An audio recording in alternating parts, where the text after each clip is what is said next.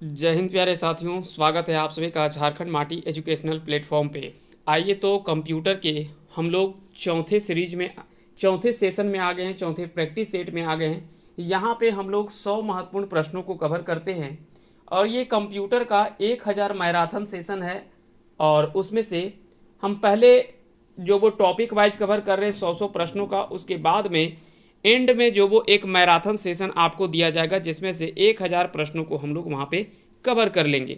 तो पहले इसमें जो कवर करने वाले हैं वो विशेष रूप से क्या कवर करेंगे, हम लोग इसमें देखने वाले हैं 100 प्रश्नों के ये प्रैक्टिस सेट नंबर आपका होने वाला है 4, है ना। इसके पहले 3 प्रैक्टिस सेट हम लोग जो वो पढ़ चुके हैं। तो चलिए शुरुआत करते हैं इस सेशन की। और कल जो हमने आपसे सवाल किया था कि माउस और इनमें से क्या है जो कि इनपुट डिवाइसों के उदाहरण हैं, तो आपने कई लोगों ने इसका आंसर भी किया था। तो बता दें इसका सही आंसर हो जाएगा स्कैनर। स्कैनर और माउस ये दोनों जो वो इनपुट डिवाइसों के उदाहरण हैं। चलिए आगे बढ़ते हैं और शुरुआत करते हैं आज के सेशन को। आज का पहला सवाल है कि निम्नलिखित में से कौन सा कंप्यूटर का आउटपुट डिवाइस है। तो इनमें से कौन सा जो वो कंप्यूटर का आउटपुट डिवाइस है। अब सवाल उठता है कि आउटपुट डिवाइस कंप्यूटर में कितने हैं, तो बहुत सारे हैं, है ना। नाम अगर पढ़ेंगे तो बहुत लंबा हो जाएगा। अगर नाम बोलते जाए तो जैसे कीबोर्ड हो गया, माउस हो गया, जॉयस्टिक हो गया, लाइट पेन हो गया, स्कैनर बोल सकते हैं, बारकोड रीडर बोल सकते हैं, MICR, punch card reader, optical mark reader, touch screen, mic, है ना। उसके ये सभी जो वो क्या है, ये सभी इनपुट डिवाइस हैं, है ना। Keyboard, mouse, joystick, light pen, scanner, barcode reader, MICR, punch card reader, optical mark reader, touch screen, mic, ये सभी जो वो इनपुट डिवाइस है। जबकि आउटपुट डिवाइस में अगर बात करें तो आउटपुट डिवाइस में आपका आता है मॉनिटर या वीडियो, है ना। मॉनिटर आता है, प्रिंटर आता है। तो प्रिंटर देखिए तो आउटपुट डिवाइस में तो ये आता है ना। जबकि इसके अलावा प्लॉटर है, स्पीकर है, कार्ड रीडर है, टेप रीडर है और स्क्रीन इमेज प्रोजेक्टर है। तो बता दें कि यहाँ पे प्रिंटर जो है वो क्या है, प्रिंटर जो वो आउटपुट डिवाइस है। बाकी के ये नीचे जो दिख रहा है आपको, स्कैनर हो गया, है ना, वेबकैम हो गया, ये सभी जो वो इनपुट डिवाइस के उदाहरण है ना। माउस हो गया, ये सभी जो वो इनपुट डिवाइस है। तो बाकी की ये तीनों इनपुट डिवाइस है और प्रिंटर जो है वो आउटपुट डिवाइस है। क्लियर हो गया। Monitor, printer, plotter, speaker, card reader, tape reader, ये सभी जो वो स्क्रीन इमेज प्रोजेक्टर, ये सभी जो वो आउटपुट डिवाइस के अंतर्गत आता है। तो सभी चीज़ें आपको नाम याद रखनी है। सवाल है कि निम्नलिखित में से कौन सा एक आउटपुट डिवाइस है। इनमें से कौन सा एक आउटपुट डिवाइस है। अब देखिए स्कैनर, स्कैनर क्या है, तो स्कैनर हमने बताया कि ये इनपुट डिवाइस है। कीबोर्ड क्या है, कीबोर्ड भी इनपुट डिवाइस है। जॉयस्टिक क्या है, तो जॉयस्टिक के बारे में भी अभी हमने चर्चा किया था। जबकि इसका सही आंसर क्या हो जाएगा, ऑप्शन डी इसका राइट आंसर हो जाएगा, यानी मॉनिटर। मॉनिटर जो वो एक आउटपुट डिवाइस है, बाकी की ये सभी जो वो इनपुट डिवाइसेस हैं। मॉनिटर जो वो आउटपुट डिवाइस है। इनपुट और आउटपुट युक्तियों को एक साथ बाह्य युक्ति यानी पेरिफेरल डिवाइस कहते हैं। कई बार सवाल पूछा जाता है कि इनपुट और आउटपुट युक्तियों को एक साथ बाह्य युक्तियों को, या तो कह सकते हैं कि उसको क्या कहा जाता है, इनपुट और आउटपुट युक्तियों को एक साथ क्या कहा जाता है, तो इसे पेरिफेरल डिवाइसेस कहा जाता है। क्या कहा जाता है, पेरिफेरल डिवाइसेस कही जाती है। इनपुट आउटपुट डिवाइस उपयोगकर्ताओं तथा कंप्यूटर के बीच जो वो संपर्क स्थापित करने का एक माध्यम है। क्लियर हो गया। इनपुट डिवाइस एक कहता है कि ऐसा विद्युत यांत्रिक युक्ति है जो डाटा और अनुदेशों को स्वीकार करके उन्हें बाइनरी रूप में परिवर्तित करके कंप्यूटर के प्रयोग के लायक बनाता है। जैसे कि अगर हम लोग कुछ उदाहरण के स्वरूप अगर समझें तो पहले क्या है कि यहाँ पे जो भी है डाटा, है ना, या इन्फॉर्मेशन, है ना, जो भी है ये माननीय रूप में होता है। फिर इसको क्या है कि इनपुट डिवाइस के रूप में देता है। फिर ये क्या करता है कि डाटा और अनुदेश जो वो बाइनरी रूप में ये कन्वर्ट होता है ना, यहाँ पे जो वो बाइनरी रूप में कन्वर्ट होता है और फिर ये भेज देता है सीपीयू के पास में प्रोसेसिंग के लिए, है ना। प्रोसेस होता है, प्रोसेस के बाद में आपका आउटपुट निकल करके आता है। कंप्यूटर यूनिट के साथ मिलकर के कीबोर्ड तथा मॉनिटर वीडियो डिस्प्ले टर्मिनल या मात्र टर्मिनल कहलाते हैं। यहाँ से भी सवाल पूछा जाता है और साथ ही साथ हमने देखा था कि कीबोर्ड में जो वो क्यूएटी कीबोर्ड जो होता है उसमें 104 बटन होते हैं, 104 कीज होते हैं, है ना। ये सारी चीज़ें हम लोगों ने पहले चर्चा किया था। सवाल है कि ट्रैक बॉल निम्नलिखित में से किस श्रेणी के अंतर्गत आता है। ट्रैक बॉल जो वो किस श्रेणी के अंतर्गत आता है, तो ट्रैक बॉल आपको याद होना चाहिए, यह जो वो इनपुट डिवाइस के अंतर्गत आता है। तो यह क्या है, यह एक इनपुट डिवाइस है ट्रैक बॉल। ट्रैक बॉल है क्या, तो ट्रैक बॉल बता दें कि यह माउस के जैसा ही काम करने वाला एक युक्ति है। और माउस आपको पता है कि माउस, कीबोर्ड, ये सब जो वो इनपुट डिवाइस है, तो माउस के जैसा ही होता है ट्रैक बॉल, इसलिए यह भी जो वो एक इनपुट डिवाइसेस है। क्लियर हो गया। ट्रैक बॉल को माउस की तरह ही प्रयोग किया जाता है, इसलिए यह भी जो वो इनपुट डिवाइस है। अब यहाँ पे इनपुट डिवाइस में भी हम लोगों ने बता दिया, कीबोर्ड हो गया, इलेक्ट्रो कार्ड रीडर हो गया, टच स्क्रीन हो गया, punch card reader, bar code reader, MICR, ये सभी जो वो इनपुट डिवाइस के ही उदाहरण हैं। अगला सवाल है कि विजुअल डिस्प्ले यूनिट क्या है। विजुअल डिस्प्ले यूनिट ये क्या है, तो विजुअल डिस्प्ले यूनिट क्या है, यह एक मॉनिटर है। क्या है, यह एक मॉनिटर है। विजुअल डिस्प्ले यूनिट जो वो सॉफ्ट कॉपी प्रदान करने वाला आउटपुट डिवाइस है ना।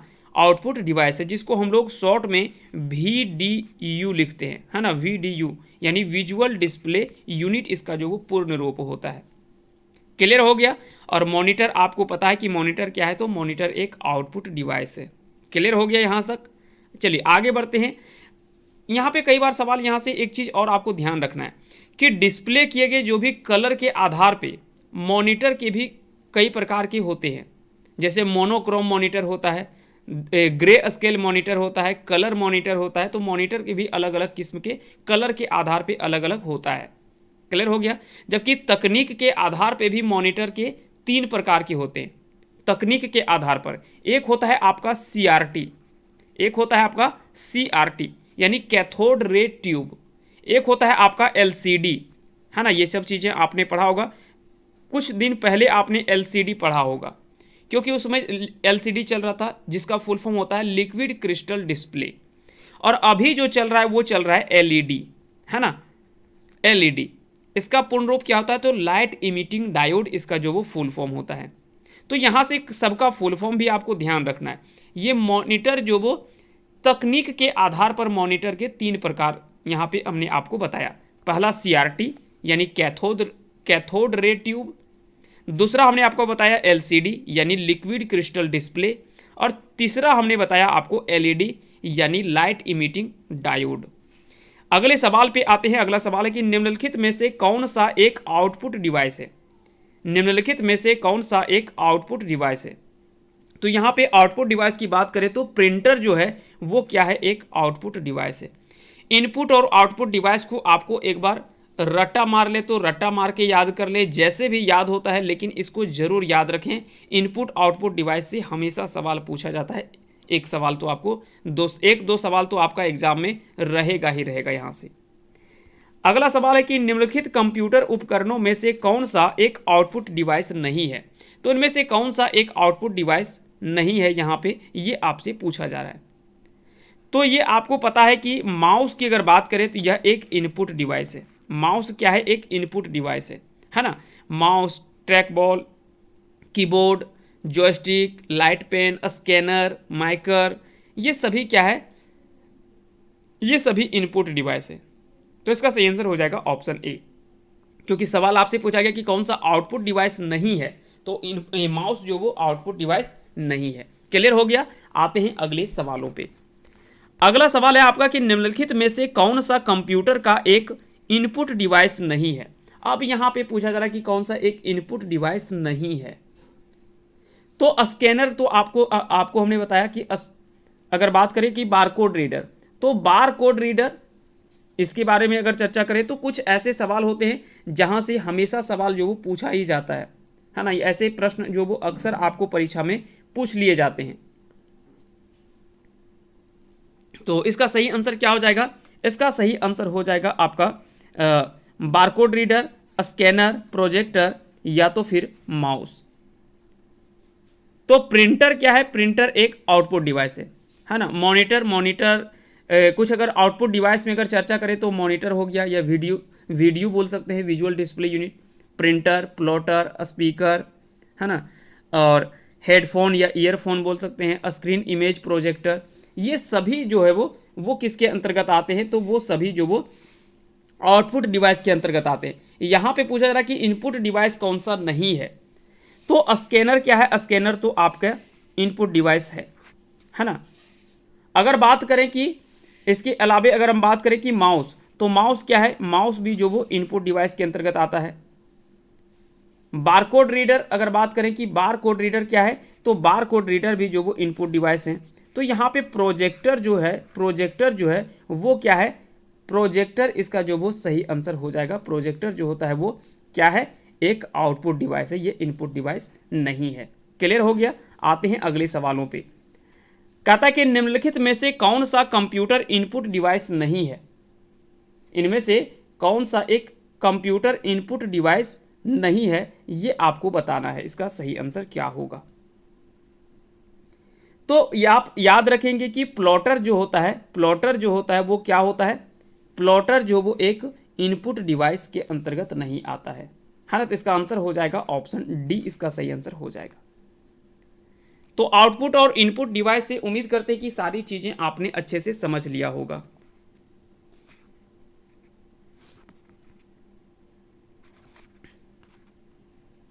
चलिए अगले सवाल पे आते हैं। अगला सवाल है कि डिजिटल सिग्नेचर संदेश के लिए क्या नहीं दे पाते हैं। तो डिजिटल सिग्नेचर संदेश के लिए कौन है ना, इसका सही आंसर क्या हो जाएगा, सही आंसर हो जाएगा ऑप्शन डी, इसका सही आंसर हो जाएगा कॉन्फिडेंशियलिटी, है ना। डिजिटल सिग्नेचर संदेश के लिए कॉन्फिडेंशियलिटी नहीं दे पाते हैं। अब होता क्या है कि डिजिटल सिग्नेचर, थोड़ा सा इसके बारे में हम लोग चर्चा कर लेते हैं। डिजिटल सिग्नेचर एक गणितीय तकनीक है। क्या है, डिजिटल सिग्नेचर जो वो एक गणितीय तकनीक है जिसका प्रयोग किसी मैसेज या तो फिर इलेक्ट्रॉनिक डॉक्यूमेंट की पहचान को सुनिश्चित करने के लिए किया जाता है। डिजिटल सिग्नेचर यानी डिजिटल सिग्नेचर जो है वो पब्लिक की क्रिप्टोग्राफी की विधि पर आधारित है। डिजिटल सिग्नेचर जो है वो पब्लिक की क्रिप्टोग्राफी की विधि पर आधारित है। डिजिटल सिग्नेचर का प्रयोग ज़्यादातर ई कॉमर्स कंपनियां जो है ना, ई कॉमर्स में, सॉफ्टवेयर डिस्ट्रीब्यूशन में, वित्तीय लेन देन तथा ऑनलाइन बैंकिंग के लिए किया जाता है। तो ये सारी चीज़ें आपको ध्यान रखनी है। अगला सवाल है कि वीजीए मोड का पूरा नाम क्या है। वीजीए मोड का पूरा नाम क्या है, तो इसको कहते हैं वीडियोग्राफिक एरे। क्या कहते हैं, वीडियोग्राफिक एरे कहते हैं, यानी ऑप्शन ए इसका सही आंसर हो जाएगा। वीडियोग्राफिक एरे को हिंदी में उच्च तकनीकी कंप्यूटर निगम भी कहते हैं, उच्च तकनीकी निगम कंप्यूटर भी कहते हैं। वीजीए केबल को याद रखेंगे 1987 ईस्वी में आईबीएम के द्वारा बनाया गया था, है ना। वीडियोग्राफिक एरे इसका जो वो फुल फॉर्म होता है। क्लियर हो गया। 1987 में से आईबीएम के द्वारा बनाया गया था। पीडीपी का पूर्ण नाम क्या है। पीडीपी का पूरा नाम क्या है, तो होता है plasma display panel. Plasma display panel. दरअसल प्लाज्मा डिस्प्ले पैनल एक तस्वीर बनाने के लिए विद्युत आवेशित आयन गैसों या तो फिर प्लाज्मा युक्त बहुत सूक्ष्म कोशिकाओं का उपयोग किया जाता है। पीडीपी का कंप्यूटर में अन्य रूप भी होता है, प्रोग्राम डाटा प्रोसेसर, है ना। पीडीपी में कंप्यूटर का एक अन्य रूप, पूर्ण रूप भी होता है जिसको हम प्रोग्राम डाटा प्रोसेसर कहते हैं। तो दोनों में जो आपको ऑप्शन में मिले तो ये आप आंसर कर लीजिएगा, है ना। एक होता है प्लाज्मा डिस्प्ले पैनल और एक होता है आपका प्रोग्राम डाटा प्रोसेसर। क्लियर हो गया। पीडीपी एक मशीन है जो 18 बीट की होती है ना। पीडीपी क्या है, तो एक मशीन है, एक मशीन है। क्लियर हो गया, जो कि 18 बीट की होती है। कितनी होती है, 18 बीट की होती है। क्लियर हो गया। तो इसका सही आंसर भी आपको ध्यान रखनी है। आगे बढ़ते हैं, आते हैं अगले सवाल पे। केबीपीएस का पूरा नाम क्या है। केबीपीएस का पूरा नाम होता है किलोबाइट पर सेकेंड। किलोबाइट पर सेकेंड इसका जो वो सही आंसर होता है, यानी ऑप्शन बी इसका सही आंसर हो जाएगा। एक होता है आपका एमबीपीएस, एक होता है एमबीपीएस यानी मेगाबाइट पर सेकेंड। नहीं बोलते कि स्पीड जो होता है, नेट का स्पीड होता है, वो बोलते हैं केबीपीएस में चल रहा है, यानी किलोबाइट पर सेकेंड में चल रहा है। बोलते हैं कि 1 एमबीपीएस का स्पीड में मेरा नेट चल रहा है, यानी वो मेगाबाइट पर सेकेंड में चल रहा है। अब धीरे धीरे जीबीपीएस में आने लगा, गीगाबाइट पर सेकेंड में, है ना। 1 केबी कितना होता है, तो 1 KB बराबर जो होता है वो होता है 1024 बाइट। कितना होता है? 1024 बाइट होता है। जबकि 1 MB कितना होता है? तो 1024 KB होता है। 1024 KB बराबर एक होता है MBPS, है ना। 10 किलो बाइट बराबर 1 मेगाबाइट होता है। और 1024 MBPS यानी 1024 MB बराबर 1 गीगाबाइट होता है, यानी 1 GB होता है ना। तो ये सारी चीज़ें तो आपको अच्छे से पता होगा। EDP क्या है?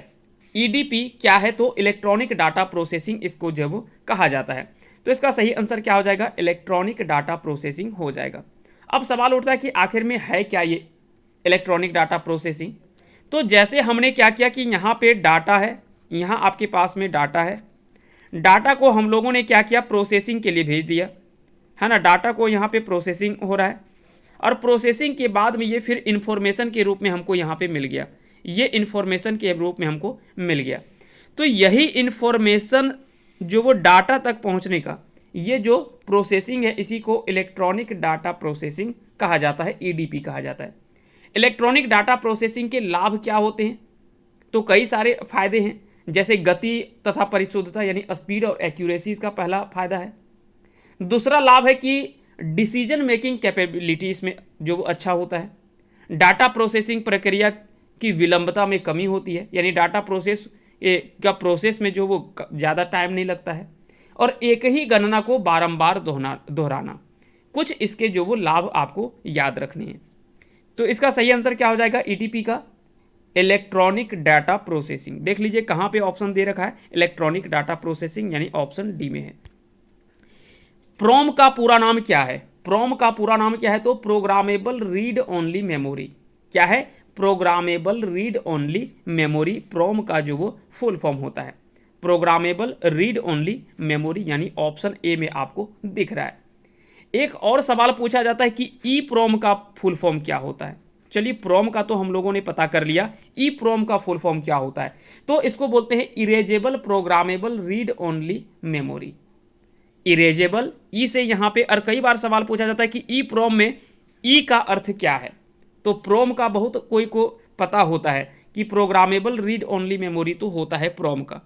तो यहाँ पे ई जो शब्द का प्रयोग किया गया है वो ई का अर्थ क्या होता है? तो यहाँ पे ई का अर्थ होता है इरेजेबल। क्या होता है? इरेजेबल इसका सही आंसर होता है। अब यहाँ पे इसके अलावे एक और सवाल पूछा जाता है कि EEPROM यानी EEPROM, इसमें इसका फुल फॉर्म क्या होता है?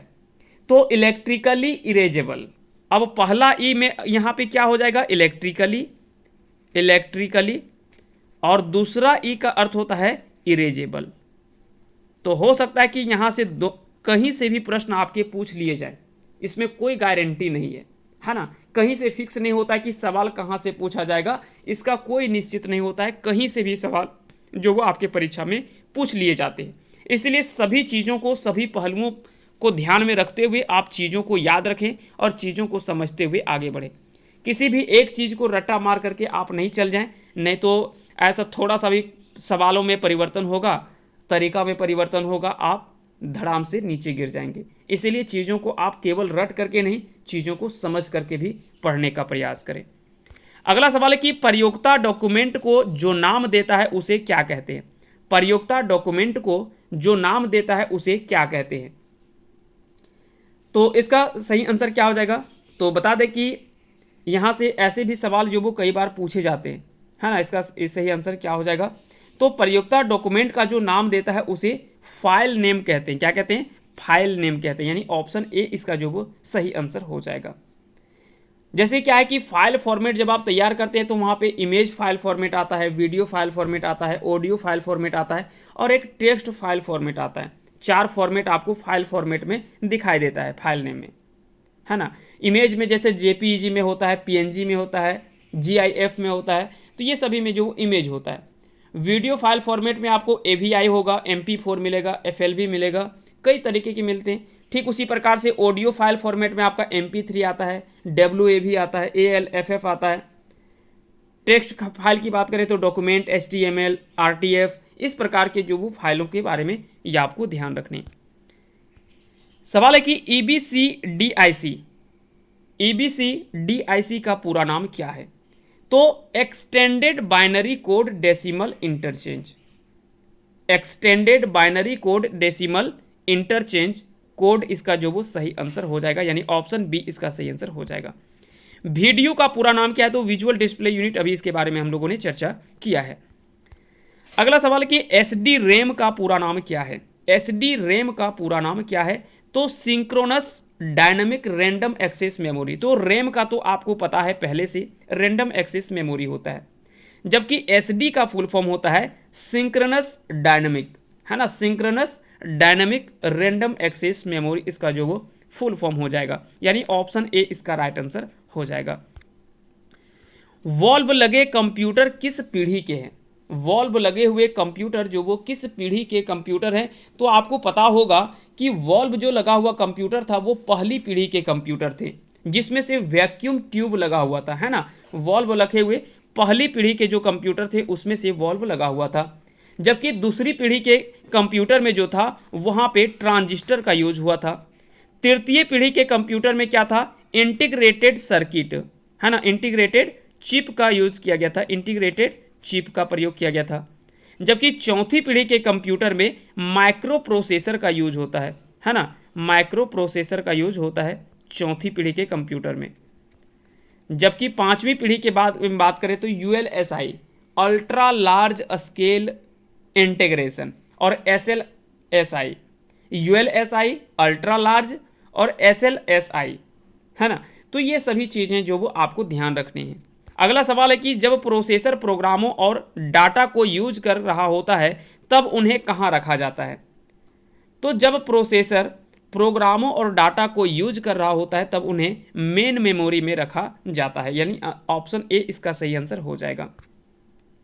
सवाल है कि जिन हार्डवेयर इक्विपमेंट से कंप्यूटर बना होता है उसके नाम बताइए, यानी जिन हार्डवेयर इक्विपमेंट से कंप्यूटर बना होता है उसके बारे में आपको यहाँ से पूछा जा रहा है। तो याद रखेंगे monitor, central processing unit, CPU, keyboard, है ना, मॉनिटर, सीपीयू, कीबोर्ड और माउस, ये सभी हार्डवेयर इक्विपमेंट से मिल करके जो वो कंप्यूटर का निर्माण होता है, यानी ऑप्शन ए इसका सही आंसर हो जाएगा। क्लियर हो गया? आगे बढ़ते हैं, आते हैं अगले सवालों पे। अगला सवाल है कि स्टोरेज यूनिट क्या प्रोवाइड करते हैं? स्टोरेज यूनिट जो वो क्या प्रोवाइड करते हैं? तो स्टोरेज यूनिट जो वो डाटा टाइप करने के लिए प्लेस प्रोवाइड करते हैं, है ना, डाटा टाइप करने के लिए प्लेस जो वो प्रोवाइड करते हैं। तो इसका सही आंसर हो जाएगा ऑप्शन ए इसका राइट आंसर हो जाएगा। अगला सवाल है कि कंट्रोल प्लस भी कुंजी को प्रेस करने पर क्या होता है? कंट्रोल प्लस भी कुंजी को प्रेस करने पर क्या होता है? तो कंट्रोल प्लस भी कुंजी को प्रेस करने पर सेलेक्ट की गई आइटम क्लिक बोर्ड पर से पेस्ट हो जाती है ना। तो सेलेक्ट की गई आइटम जो है वो क्लिप बोर्ड पर क्या होता है? पेस्ट हो जाती है ना। तो इसका सही आंसर क्या हो जाएगा? ऑप्शन सी इसका सही आंसर हो जाएगा। अगला सवाल है कि किसी मेल में, है ना, किसी मेल में मौजूदा तरीका एंटर करने के लिए किस से प्रेस किया जाता है? तो किसी मेल में मौजूदा तारीख एंटर करने के लिए, है ना, तारीख हो जाएगा, यहाँ पे थोड़ा सा टाइपिंग मिस्टेक है। क्लियर हो गया? किसी मेल में मौजूदा तारीख एंटर करने के लिए कंट्रोल प्लस, है ना, कंट्रोल प्लस सेमी कोलोन का प्रयोग जो वो किया जाता है। तो कंट्रोल प्लस सेमी कोलोन का यूज जो वो होता है। क्लियर हो गया? आगे बढ़ते हैं, आते हैं अगले सवालों पे। बीट इससे संबंध रखता है, बीट जो वो किससे संबंध रखता है? तो बीट द्विआधारी अंक से संबंध रखता है, द्विआधारी अंक से जो वो संबंध रखता है। तो इसका आंसर हो जाएगा ऑप्शन डी इसका सही आंसर हो जाएगा। बाइनरी संख्या क्या है? तो बाइनरी संख्या पद्धति में 0 और 1 को बाइनरी डिजिट या संक्षेप में उसे बीट कहा जाता है। क्लियर हो गया? कई बार सवाल पूछा जाता है कि बाइनरी संख्या पद्धति में किस बाइनरी डिजिट का उपयोग किया जाता है? तो याद रखेंगे 0 और 1 का प्रयोग किया जाता है, जिसे संक्षेप में से बीट कहते हैं। ऑक्टल और हेक्साडेसिमल संख्या पद्धति का विकास बाइनरी अंकों का सरलता से कोडिंग करने तथा बड़ी संख्याओं को आसानी से लिखने के लिए किया जाता है। जिस प्रकार से हम लोग छोटे संख्याओं के लिए बाइनरी का यूज करते हैं, है ना, ठीक उसी प्रकार से बड़े अंकों को, है ना, सरलता पूर्वक से कोडिंग करने या तो फिर बड़ी संख्याओं को आसानी से लिखने के लिए ऑक्टल और हेक्साडेसिमल नंबर सिस्टम का यूज हम लोग करते हैं। क्लियर हो गया। आगे बढ़ते हैं, आते हैं अगले सवाल पे। अगला सवाल कि एमडीआई का पूरा रूप क्या है। एमडीआई का पूरा रूप क्या है, तो multiple document interface. Multiple document interface जो वो इसका फुल फॉर्म हो जाएगा। तो इसका सही आंसर क्या हो जाएगा, सही आंसर हो जाएगा आपका ऑप्शन सी, इसका राइट आंसर हो जाएगा। प्रिंटर हेड कितने पिन के होते हैं। प्रिंटर हेड कितने पिन के होते हैं, तो प्रिंटर हेड जो वो 9 पिन और 24 पिन के होते हैं। कितने पिन के होते हैं, 9 पिन और 24 पिन के होते हैं प्रिंटर हेड आपका। अब सवाल उठता है कि आखिर में ये है क्या, तो डॉट मैट्रिक्स प्रिंटर में मेटल पिन की संख्या जो वो 9 से 24 तक होती है, जबकि सबसे अच्छी गुणवत्ता वाले डॉट मैट्रिक्स प्रिंटर में 24 मेटल पिन लगे होते हैं, है ना। तो ये सभी चीज़ें आपको ध्यान रखने, यहाँ से भी कई बार सवाल जो वो पूछा गया है। अगले सवाल पे आते हैं। अगला सवाल है, पहला वेबकैम किस सन में आया। तो पहला वेबकैम की अगर बात करें तो पहला वेबकैम 1991 ईस्वी में आया। वेबकैम के अगर प्रकार के बारे में बात करें कि वेबकैम कौन कौन से प्रकार के होते हैं, तो इंटीग्रेटेड वेबकैम होता है, स्टैंडअलोन वेबकैम होता है, नेटवर्क वेबकैम होता है ना, वेबकैम विदाउट माइक्रोफोन, कैम कॉर्डर होता है। इस प्रकार के कई सारे वेबकैम होते हैं। क्लियर हो गया। आगे बढ़ते हैं, आते हैं अगले सवालों पे। डॉट मैट्रिक्स प्रिंटर को किस पोर्ट से जोड़ते हैं। डॉट मैट्रिक्स प्रिंटर को किस पोर्ट से जोड़ते हैं, तो डॉट मैट्रिक्स प्रिंटर को पैरेलल पोर्ट से जोड़ते हैं। किससे, पैरेलल पोर्ट से जोड़ते हैं। अगला सवाल है कि ऑप्टिकल माउस से पहले कौन से माउस प्रयोग किए जाते थे। तो ऑप्टिकल माउस जब आया उससे पहले जो वो माउस कौन सा यूज़ किया जाता था, तो ऑप्टिकल माउस से पहले बॉल वाले माउस का प्रयोग जो वो किया जाता था, है ना, बॉल वाले माउस का प्रयोग किया जाता था। प्रिंटर कितने प्रकार के होते हैं, अगर आपसे पूछ लिया जाए कि प्रिंटर कितने प्रकार के होते हैं, तो प्रिंटर मुख्य रूप में 2 प्रकार के होते हैं, है ना। प्रिंटर का वर्गीकरण अगर बात करें तो 2 प्रकार के होते हैं। कौन कौन से भाई, तो एक होता है आपका प्रिंट क्षमता के अनुसार, और दूसरा होता है कि प्रिंट करने के तरीके के अनुसार। प्रिंट क्षमता के अनुसार से क्या हो गया, character printer, line printer, page printer, ये सभी हो गया क्षमता के अनुसार। जबकि प्रिंट करने के तरीके के अनुसार से बात करें तो इम्पैक्ट प्रिंटर और नॉन इम्पैक्ट प्रिंटर, ये 2 टाइप के होते हैं, है ना। इम्पैक्ट प्रिंटर में फिर डॉट मैट्रिक्स और डेजी हिल आ जाता है, जबकि नॉन इम्पैक्ट प्रिंटर में तो आपका थर्मल हो गया, इंकजेट हो गया, लेजर प्रिंटर के रूप में ये सभी जो वो आते हैं। तो प्रिंटर आपको याद रखने 2 प्रकार के होते हैं। अगला सवाल है कि कैरेक्टर प्रिंटर 1 सेकेंड में कितने चिन्ह छापता है। कैरेक्टर प्रिंटर जो होता है वो 1 सेकेंड में कितने चिन्ह को छापता है, तो ये 1 सेकेंड में लगभग 200 से 450 चिन्ह को छाप सकता है, यानी लगभग इसका सही आंसर हो जाएगा ऑप्शन डी। लाइन प्रिंटर की प्रिंट करने की गति जो है वो 200 से लेकर के 2000 लाइन प्रति मिनट होती है, जबकि कैरेक्टर प्रिंटर 1 सेकेंड में 200 से लेकर के 450 चिन्ह जो वो छापता है। रंगीन इंकजेट तथा लेजर प्रिंटर में 2 स्याही की बोतल, काला और रंगीन प्रयोग किया जाता है ना। आगे बढ़ते हैं, आते हैं अगले सवालों पे। सबसे ज़्यादा काम में आने वाला कैरेक्टर प्रिंटर कौन से होते हैं। सबसे ज़्यादा अगर काम में आने वाला कैरेक्टर प्रिंटर की अगर बात करें तो वो कौन सा है, तो वो होता है आपका प्रिंटर डॉट मैट्रिक्स, है ना। डॉट मैट्रिक्स जो वो सबसे ज़्यादा काम में आने वाला कैरेक्टर प्रिंटर है ना। तो इसका आंसर हो जाएगा डॉट मैट्रिक्स, यानी ऑप्शन डी इसका सही आंसर हो जाएगा। स्कैनर का स्वरूप निम्न में से किस मशीन से मिलता है। स्कैनर का स्वरूप जो है वो किस मशीन से मिलता है, तो स्कैनर का स्वरूप जो वो फोटोकॉपियर मशीन जो होता है उससे जो वो मिलता है। तो यहाँ पे सही आंसर क्या हो जाएगा, ऑप्शन सी इसका राइट आंसर हो जाएगा। इनमें से क्या है जो कलेक्टर्स का ऐसा नामित सेट होता है जिसकी विशेषताएं भी वही होती है, यानी टाइप स्टाइल कैरेक्टर्स का ऐसा नामित सेट है जिसकी विशेषताएं भी वही होती है। तो इसका सही आंसर क्या हो जाएगा, टाइप स्टाइल, है ना। इसका सही आंसर हो जाएगा ऑप्शन बी। पर्सनल कंप्यूटर पर्सनलों को किसके रूप में एक साथ कनेक्ट किया जा सकता है, तो पर्सनल कंप्यूटरों को नेटवर्क के रूप में एक साथ कनेक्ट किया जा सकता है पर्सनल कंप्यूटरों को, है ना। तो इसका सही आंसर क्या हो जाएगा जी, इसका सही आंसर हो जाएगा आपका नेटवर्क, इसका जो वो सही आंसर हो जाएगा। सवाल है कि डॉट मैट्रिक्स की स्पीड होती है, तो डॉट मैट्रिक्स की स्पीड आखिर में कितनी होती है। डॉट मैट्रिक्स की स्पीड की अगर बात करें तो 300 से लेकर के 200 अक्षर पर सेकेंड होती है ना। 30 से लेकर के 200 अक्षर पर सेकेंड इसकी गति जो होती है डॉट मैट्रिक्स की। डॉट मैट्रिक्स प्रिंटर के प्रिंट हेड में 7, 9, 14, 18 या 24 पिनों का ऊर्ध्वाधर समूह होता है, जबकि लेजर प्रिंटर प्रति मिनट में 20 पृष्ठों की प्रिंट जो वो करता है ना। ये सारी चीज़ें आपको ध्यान रखनी है। अगला सवाल है कि एलसीडी का पूरा नाम क्या है, तो इसके बारे में पहले हम लोगों ने चर्चा जो वो कर लिया है। लिक्विड क्रिस्टल डिस्प्ले है ना, लिक्विड क्रिस्टल डिस्प्ले इसका आंसर हो जाएगा ऑप्शन डी। जबकि एलईडी के बारे में हमने बता दिया। दरअसल क्या होता था कि एलसीडी के उपयोग से पावर की खपत जो वो बहुत कम होता है। एलसीडी का उपयोग से पावर की खपत जो वो बहुत कम होता है। एलसीडी का उपयोग कंप्यूटर, मॉनिटर, टेलीविज़न सहित कई अप्लायंस में किया जाता है।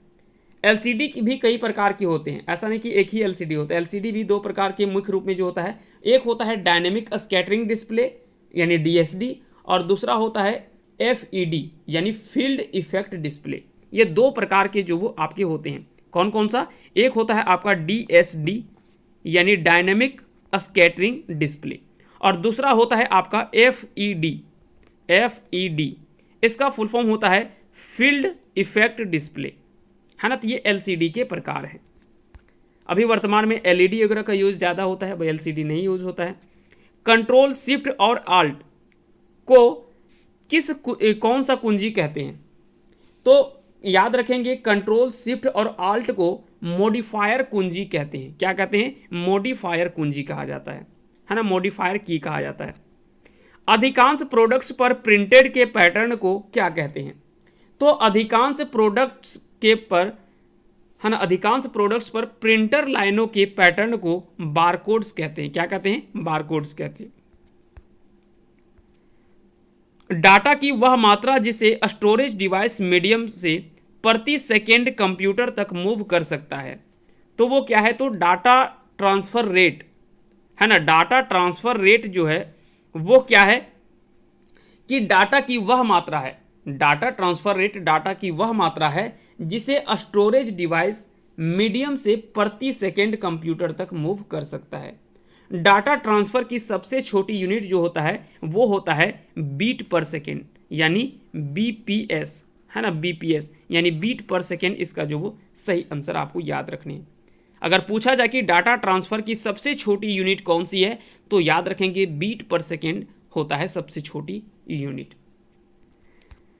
Secondary memory side main memory से बहुत बड़ी होती है, परंतु उसकी रफ्तार कैसी होती है? कहता है कि सेकेंडरी मेमोरी है ना, सेकेंडरी मेमोरी की साइज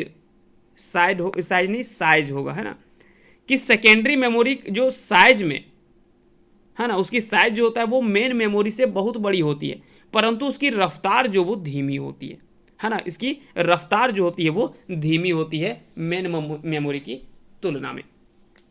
तो साइज में तो बड़ा होता है, लेकिन स्पीड की बात करें, रफ्तार की बात करें, तो स्पीड में ये धीमी होती है। सवाल है कि सेकेंडरी स्टोरेज मीडिया से हार्ड डिस्क में सॉफ्टवेयर प्रोग्रामों को कॉपी करने की प्रक्रिया को क्या कहते हैं? तो इस प्रक्रिया को क्या कहा जाता है?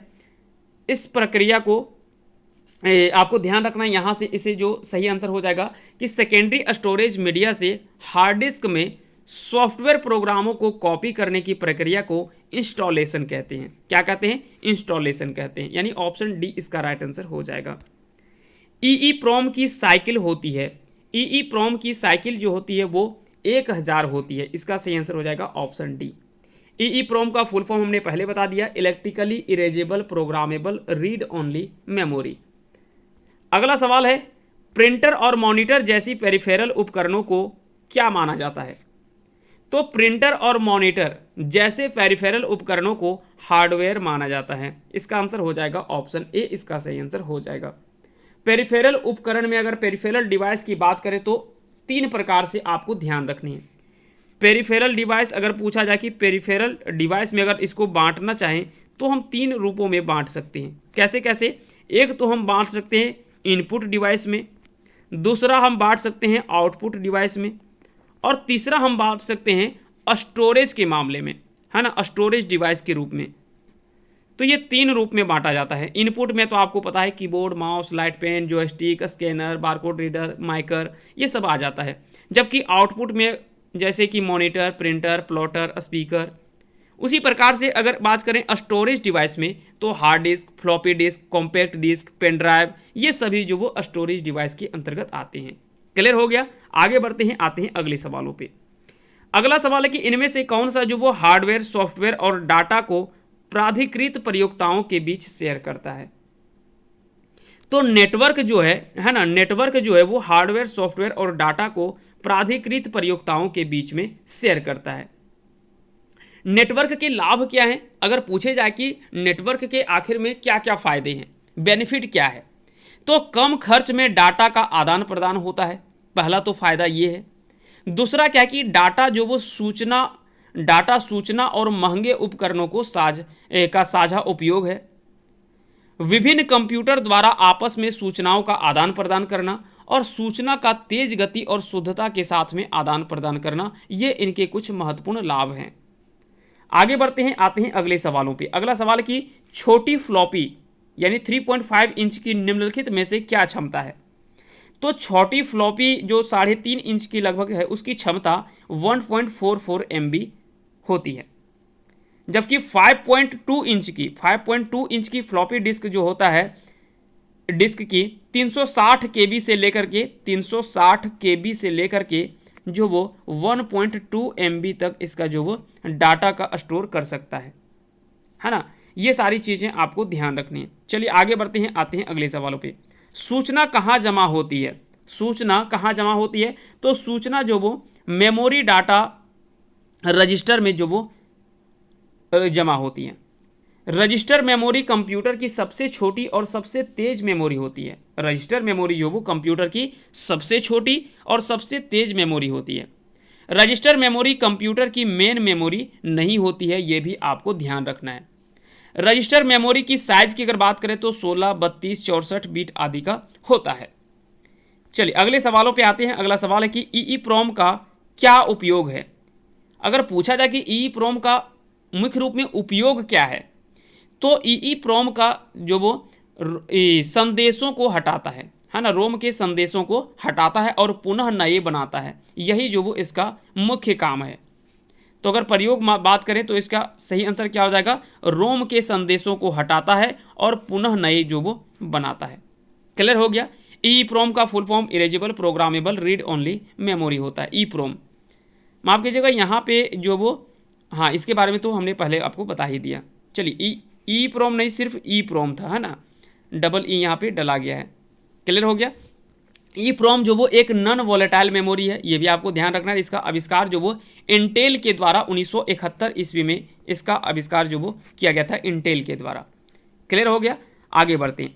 सुपर कंप्यूटर के फ्लॉपी की क्षमता क्या है? तो सुपर कंप्यूटर के फ्लॉपी की क्षमता अगर आपसे पूछ लिया जाए तो इसकी क्षमता लगभग 500 M हो जाएगा। इसका ऑप्शन बी इसका सही आंसर हो जाएगा।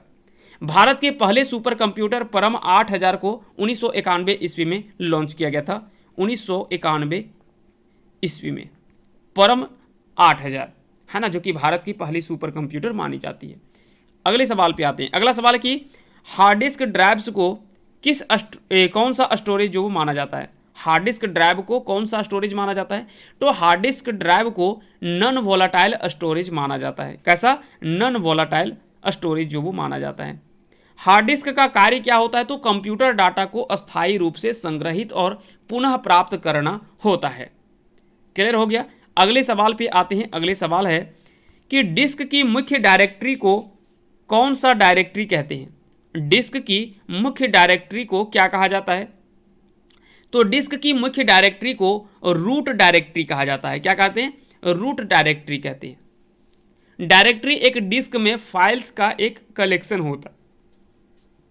तो अगर आपसे पूछा जाए कि डायरेक्टरी होता क्या है, तो डायरेक्टरी एक डिस्क में फाइल्स का एक कलेक्शन होता है ना, एक कलेक्शन होता है। चलिए आगे बढ़ते हैं, आते हैं अगले सवालों पे। मेमोरी बनती है तो memory large number of cells से बनती है। लार्ज नंबर ऑफ सेल्स से बनती है मेमोरी। बाइनरी डाटा का प्रत्येक बीट एक छोटे सर्किट में संग्रहित होता है और जिसे मेमोरी सेल कहा जाता है। जिसमें सेमीकंडक्टर मेमोरी चिप में एक से कई ट्रांजिस्टर होते हैं। क्लियर हो गया। आगे बढ़ते हैं अगले सवाल पे। रोम में स्थित प्रोग्राम को क्या कहते हैं? रोम में स्थित प्रोग्राम को फर्मवेयर कहते हैं। क्या कहते हैं? फर्मवेयर कहते हैं। तो इसका आंसर हो जाएगा ऑप्शन सी, इसका सही आंसर हो जाएगा। अब सवाल उठता है कि फर्मवेयर है क्या? तो फर्मवेयर आपको याद रखना कि सॉफ्टवेयर रोम में इंस्टॉल रहते हैं और फर्मवेयर को हार्डवेयर के सॉफ्टवेयर भी कहते हैं। फर्मवेयर सॉफ्टवेयर किसी भी हार्डवेयर के मैन्युफैक्चरिंग के समय इंस्टॉल किया जाता है ना। तो फर्मवेयर के बारे में आपको याद रखना है कि फर्मवेयर सॉफ्टवेयर जो है वो किसी भी हार्डवेयर के मैन्युफैक्चरिंग के समय इंस्टॉल किया जाता है। फर्मवेयर सॉफ्टवेयर जो वो रोम में इंस्टॉल रहते हैं। कहाँ रहते हैं? रोम में। और फर्मवेयर को हार्डवेयर के सॉफ्टवेयर भी कहते हैं। चलिए अगले सवाल पे आते हैं। अगला सवाल है कि कैश क्या है? कैश क्या है? तो कैश एक रैम है। क्या है? रैम है। कैश मेमोरी अगर बात करें तो यह प्राथमिक मेमोरी और सीपीयू के बीच जो वो अत्यंत तीव्र मेमोरी है ना। ये काफ़ी तेजी गति से काम करता है, जबकि ये प्राथमिक मेमोरी के अंतर्गत आता है। चलिए अगले सवाल पे आते हैं। अगला सवाल है कि निम्न में से कौन रैम नहीं है? तो अगर यहाँ से पूछा जाए कि इनमें से कौन सा जो वो रैम नहीं है, तो पी रैम है ना। पी रैम जो वो रैम नहीं है। पी रैम यहाँ पे जो वो रैम, इसका सही आंसर हो जाएगा ऑप्शन डी, इसका राइट आंसर हो जाएगा। अब देखिए यहाँ पे सबका फुल फॉर्म आपसे पूछा जाता है कि एफ पी एम का फुल फॉर्म क्या होता है ना। एफ पी एम का फुल फॉर्म क्या होता है?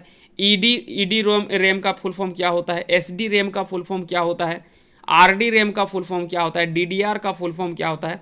ऐसे सवाल यहाँ से पूछे जाते हैं। तो रैम का तो फुल फॉर्म आपको पता है कि रैंडम एक्सेस मेमोरी होता है, ये तो आपको पता है। अब एक और पूछा जाता है कि एफ पी एम यानी फास्ट पेज मोड, इसका सही आंसर होता है। एक है ईडी रैम है ना। ईडी रैम इसका फुल फॉर्म क्या होता है? तो extended data operation read only memory.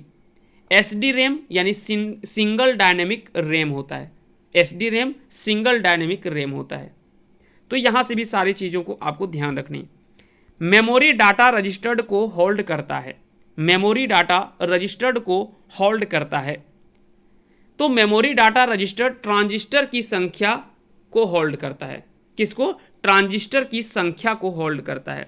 तो इसका सही आंसर हो जाएगा ऑप्शन सी, यानी नंबर ऑफ ट्रांजिस्टर्स को होल्ड करता है। मेमोरी की तुलना में रजिस्टर जो वो काफ़ी फास्ट होते हैं। एक्यूमुलेटर रजिस्टर, प्रोग्राम काउंटर और इंस्ट्रक्शन रजिस्टर और एड्रेस रजिस्टर जो वो रजिस्टर के कुछ उदाहरण हैं। चलिए अगले सवाल पे आते हैं। अगला सवाल है कि कौन सा रैम का एक प्रकार नहीं है? तो रैम का अगर यहाँ से पूछा जाए कि एक प्रकार नहीं है, कौन सा इसमें होगा? तो 574 मेगाबाइट रैम का एक प्रकार नहीं है ना। बाकी का 16 आपने पढ़ा होगा, 32 पढ़ा होगा, 64 आपने पढ़ा होगा, ज़्यादातर आपने देखा होगा। फिर अगर बात करें 64 तो ना 128 का आपने पढ़ा होगा, 256 का पढ़ा होगा। तो ये सभी जो वो रैम का एक प्रकार है, जबकि 574 जो वो इसके ये गलत है ना। फिर आपका अगर देखेंगे तो कितना हो जाएगा? फिर 512 हो जाएगा। कितना हो जाएगा? फिर 512 होगा, 574 नहीं। क्लियर हो गया। चलिए सीडी रोम का उपयोग होता है। सीडी रोम का उपयोग कहाँ पे होता है? सीडी रोम का उपयोग कॉम्पैक्ट डिस्क को रीड करने में होता है ना। कॉम्पैक्ट डिस्क को रीड करने में सीडी रोम का उपयोग होता है। स्टोरेज माध्यम की क्षमता की इकाई क्या है? स्टोरेज माध्यम की क्षमता की इकाई क्या होती है? तो स्टोरेज माध्यम की क्षमता की इकाई जो वो बाइट होती है। क्या होती है? बाइट होती है। ये सभी चीज़ें आपको ध्यान रखनी है। एक बाइट में 8 बीट होते हैं। अगर पूछ लिया जाए कि एक बाइट में कितने बीट होते हैं, तो एक बाइट में 8 बीट होते हैं। कितने होते हैं? 8 बीट होते हैं। क्लियर हो गया।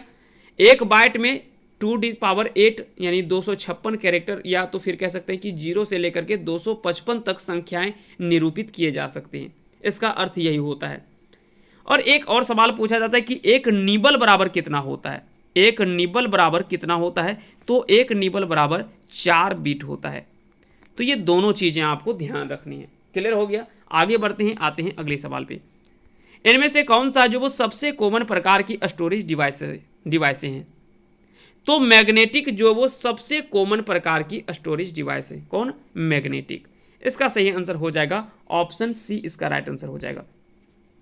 DOC डॉस, डॉस का विशेष उपयोग कहाँ होता है? तो इसका विशेष उपयोग जो वो ऑफिस में होता है। डॉस एक प्रकार का सिस्टम सॉफ्टवेयर है और इसका पूरा नाम होता है डिस्क ऑपरेटिंग सिस्टम, इसका पूरा नाम है। अगर बात करें यह दो संस्करण यानी इसका दो वर्जन जो वो प्रचलित था, MS डॉस और PC डॉस। MS डॉस की बात करें तो यह माइक्रोसॉफ्ट कंपनी की थी, जबकि PC डॉस जो था वो IBM कंपनी की थी। ये दोनों चीज़ें आपको ध्यान रखनी, यहाँ से दोनों तरह के सवाल जो वो पूछे जाते हैं। चलिए अगले सवालों पे आते हैं हम लोग। अगला सवाल है कि यदि आपका माउस चलने योग्य नहीं है तथा आपको अंडू ऑपरेशन पर क्लिक करना है तो शॉर्टकट की में आप क्या चुनेंगे?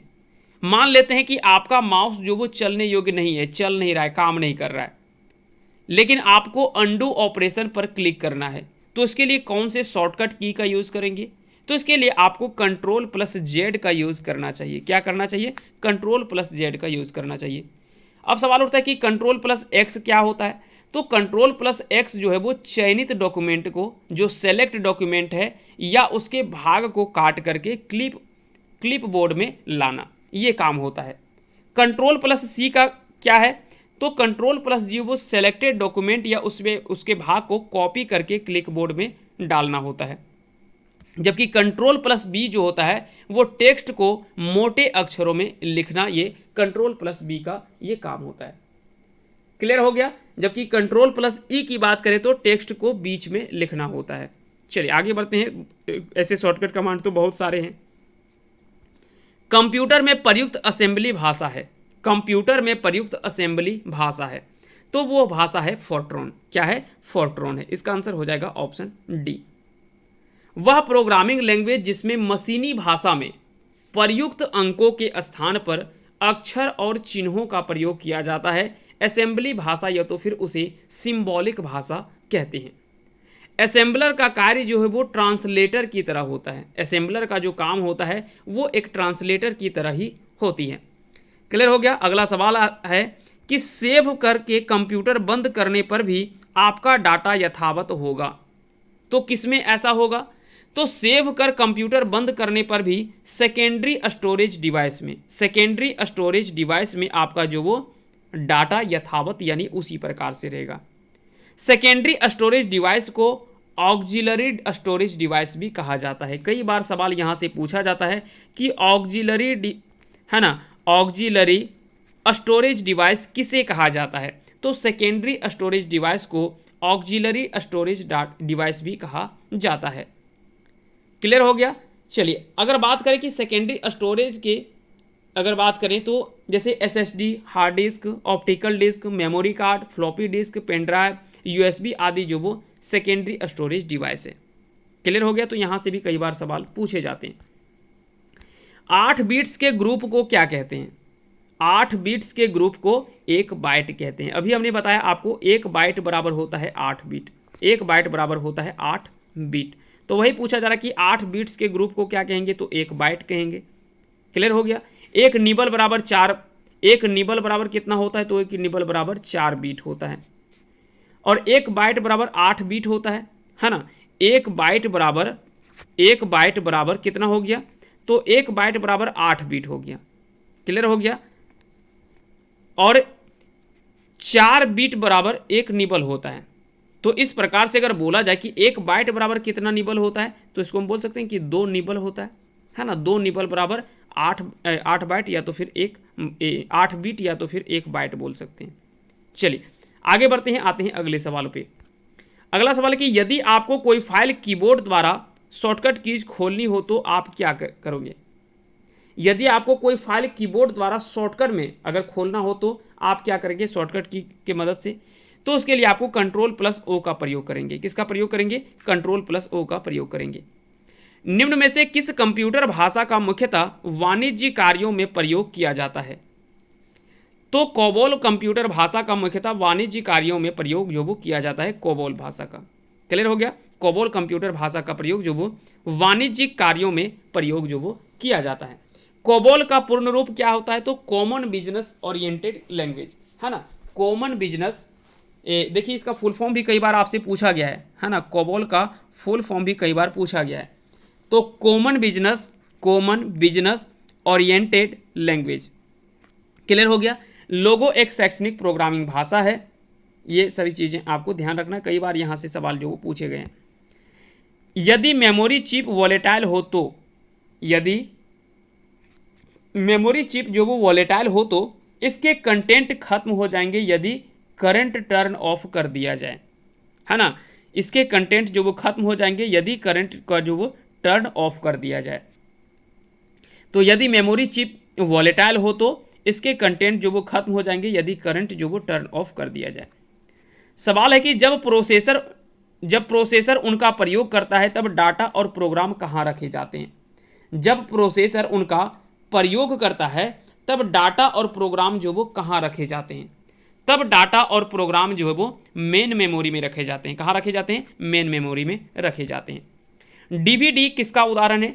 तो डीवीडी अगर बात करें तो यह जो वो ऑप्टिकल डिस्क का उदाहरण है। किसका है? ऑप्टिकल डिस्क का ये उदाहरण है। डीवीडी का full form digital versatile video link होता है ना, या तो डिजिटल वर्सेटाइल डिस्क बोल सकते हैं। अगला सवाल है कि स्टोरेज मीडिया के रूप में निम्न में से क्या सीडी रोम के फायदे हैं। स्टोरेज मीडिया के रूप में निम्न में से क्या जो वो सीडी रोम के फायदे हैं। तो सीडी रोम के फायदे ये होते हैं कि वृहद स्तर पर डाटा और जानकारी स्टोर करने का सीडी रोम एक कम खर्चीला यानी इनएक्सपेंसिव तरीका होता है। क्लियर हो गया? तो इसका सही आंसर क्या हो जाएगा? इसका सही आंसर हो जाएगा आपका ऑप्शन ए, इसका राइट आंसर हो जाएगा। सवाल है कि जरूरी फाइलों को गलती या जानबूझकर डिलीटेड होने से बचने के लिए क्या करना अच्छा रहता है। मान लेते कि जरूरी जो फाइल है वो गलती या जानबूझ करके डिलीट होने से बचने के लिए क्या करना चाहिए। तो उसको जो वो हिडन करना अच्छा रास्ता है। क्या करना अच्छा है? तो हिडन करना एक अच्छा रहता है। यदि कोई प्रयोक्ता सीपीयू में उपलब्ध जानकारी को तुरंत प्राप्त करना चाहे तो इसे किस में स्टोर किया जाना चाहिए। तो कहता है कि यदि कोई प्रयोक्ता सीपीयू में उपलब्ध जानकारी को तुरंत प्राप्त करना चाहे तो इसे रैम में स्टोर करना चाहिए। कहाँ पे? रैम में स्टोर करना चाहिए। टेक्स्ट और अन्य डाटा को किस टेम्पररी एरिया में स्टोर किया जाता है और बाद में किसी दूसरी जगह पर पेस्ट किया जाता है। तो टेक्स्ट या अन्य डाटा को क्लिपबोर्ड टेम्पररी एरिया में स्टोर किया जाता है ना। क्लिपबोर्ड टेम्पररी एरिया में इसको जो वो स्टोर किया जाता है और बाद में किसी दूसरे जगह पर पेस्ट किया जाता है। क्लिपबोर्ड एक टेम्पररी स्टोरेज है ना। क्लिपबोर्ड जो वो एक टेम्पररी स्टोरेज है। सवाल है कि ऐसी निम्न में से कौन सही भाषा है जो कंप्यूटर मेमोरी का प्रबंधन भी स्वयं करती है। तो जावा एक ऐसी भाषा है जो कंप्यूटर मेमोरी का प्रबंधन भी स्वयं करती है। जावा भाषा याद रखेंगे सन माइक्रो सिस्टम द्वारा विकसित एक शुद्ध ऑब्जेक्ट ओरिएंटेड प्रोग्रामिंग भाषा है। जावा एक ओपन सोर्स प्रोग्रामिंग भाषा है ना। जावा जो वो एक ओपन सोर्स प्रोग्रामिंग लैंग्वेज है। ये सारी चीज़ें आपको ध्यान रखनी है जावा के बारे में। कंप्यूटर की प्रमुख मेमोरी को और भी क्या कहा जाता है।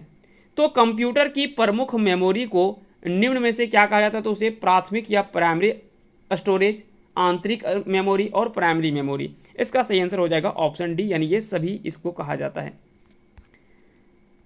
अस्थाई स्टोरेज डिवाइस कौन सा है। अस्थाई स्टोरेज डिवाइस हार्ड डिस्क है। क्या है? हार्ड डिस्क है, यानी ऑप्शन डी इसका सही आंसर हो जाएगा।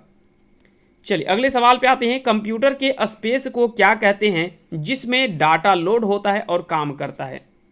कंप्यूटर के स्पेस को क्या कहते हैं जिसमें डाटा लोड होता है और काम करता है। तो याद रखेंगे कंप्यूटर के स्पेस को रैम मेमोरी कहते हैं जिसमें डाटा लोड होता है और जो वो काम करता है। तो इसका सही आंसर हो जाएगा रैम मेमोरी, यानी ऑप्शन इसका सही आंसर हो जाएगा ऑप्शन डी। अगला सवाल है कि निम्न में से कौन मेमोरी एवं अन्य इकाइयों को आपस में जोड़ती है। तो डाटाबेस जो वो मेमोरी एवं अन्य इकाइयों को आपस में जोड़ती है, डेटाबेस है ना। तो इसका आंसर हो जाएगा ऑप्शन सी। निम्न में से कौन सा कथन सत्य है। इनमें से कौन सा कथन जो वो सत्य है। तो डी की अगर बात करें यहाँ पे ऑप्शन डी में अगर बात करें कि एस रैम और डी रैम ये दोनों जो वो रैंडम एक्सेस मेमोरी है ना। क्लियर हो गया? अब यहाँ पे ये दोनों चीज़ें आपको ध्यान रखनी है। एस रैम और डी रैम दोनों जो वो रैंडम एक्सेस मेमोरी है, ये कथन सत्य है। रैम मुख्यतः दो भागों में बांटा जाता है, एक है डायनेमिक रैम और दूसरा होता है स्टैटिक रैम। तो एस रैम में एस, यहाँ एस का अर्थ क्या है, स्टैटिक रैम है, एक होता है स्टैटिक। और यहाँ पे डी रैम में डी का अर्थ क्या है, डी का अर्थ है डायनेमिक, है ना। तो यहाँ से भी सवाल पूछा जाएगा कि यहाँ पे डी का अर्थ क्या है। रैम के बारे में तो आप अच्छे से जानते होंगे, रैंडम एक्सेस मेमोरी आपको याद है, रट्टा मार लिया आपने। लेकिन एस रैम में यहाँ पे एस का अर्थ क्या पूछ होगा, तो स्टैटिक होगा, और डी रैम में डी का अर्थ क्या होगा, तो डायनेमिक होगा। ये दोनों चीज़ें आपको ध्यान रखनी है। डायनेमिक रैम अगर बात किया जाए तो इसमें डाटा बनाए रखने के लिए उसे 1 सेकेंड में सैकड़ों बार रीराइट यानी रिफ्रेश करना पड़ता है, जबकि स्टैटिक रैम इसमें कंप्यूटर की सप्लाई बंद कर देने पर भी संग्रहित डाटा जो वो अगली बार कंप्यूटर ऑन होने तक सुरक्षित रहता है। एस रैम में मेमोरी स्थिर रहता है जब तक मेमोरी चिप में विद्युत की आपूर्ति बनी रहती है, इसकी आवर्ती रिफ्रेशिंग की आवश्यकता नहीं होती है।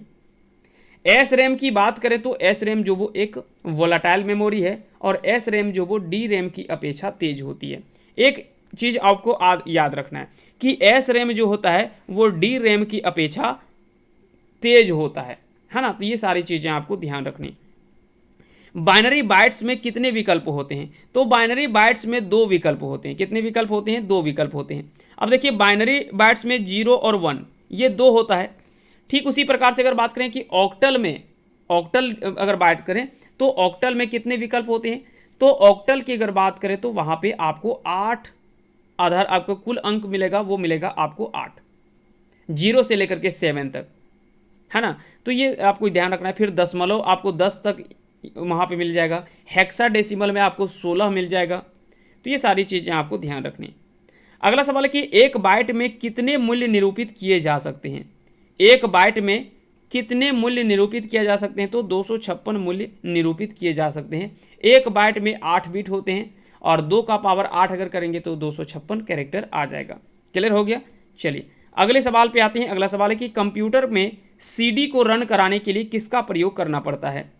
तो कंप्यूटर में सीडी को रन कराने के लिए सीडी ड्राइव का प्रयोग करना पड़ता है, सीडी ड्राइव का प्रयोग करना पड़ता है। फायरवॉल का प्रमुख फंक्शन निम्नलिखित में से कौन सा है।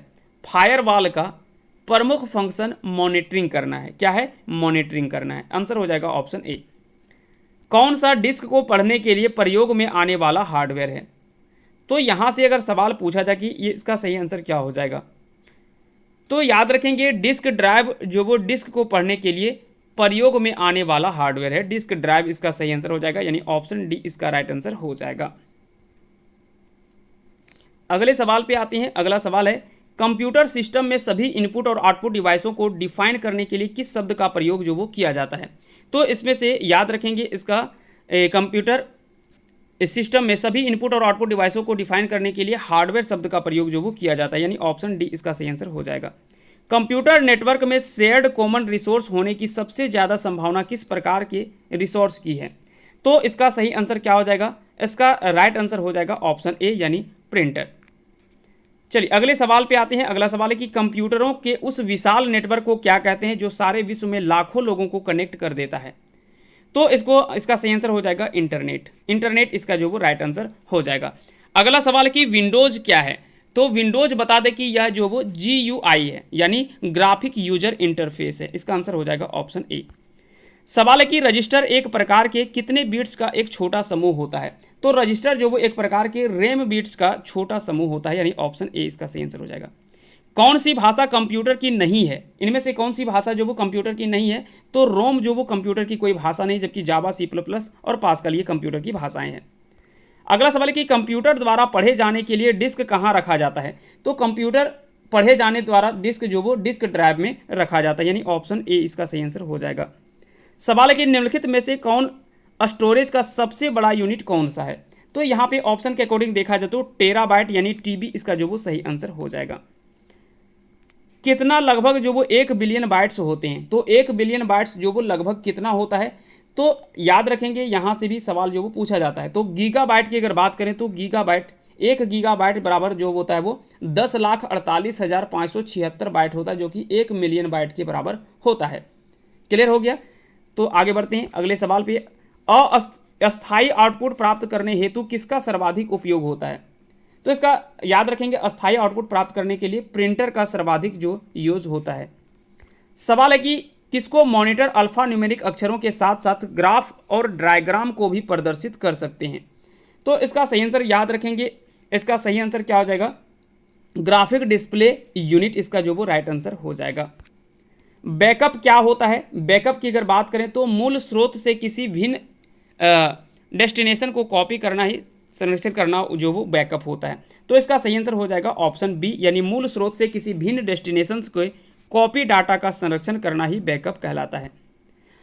अगला सवाल है, आज का आखिरी सवाल है कि हार्डवेयर का एक उदाहरण निम्नलिखित में से कौन सा नहीं है? तो आपको बताना कि इनमें से कौन सा एक हार्डवेयर का उदाहरण नहीं है। इसका आंसर आप कमेंट बॉक्स में लिख दीजिएगा। उम्मीद करते हैं कि आज का ये सेशन आप सभी को अच्छा लगा होगा। अगर अच्छा लगे तो इस वीडियो को लाइक कीजिएगा, साथ ही साथ चैनल पे नहीं तो चैनल को सब्सक्राइब भी कर लीजिएगा। मिलते हैं इसके अगले सेशन में, इसके 5वें प्रैक्टिस सेट में। तब तक के लिए आप सभी का हमारे साथ अंत तक जुड़े रहने के लिए बहुत बहुत धन्यवाद।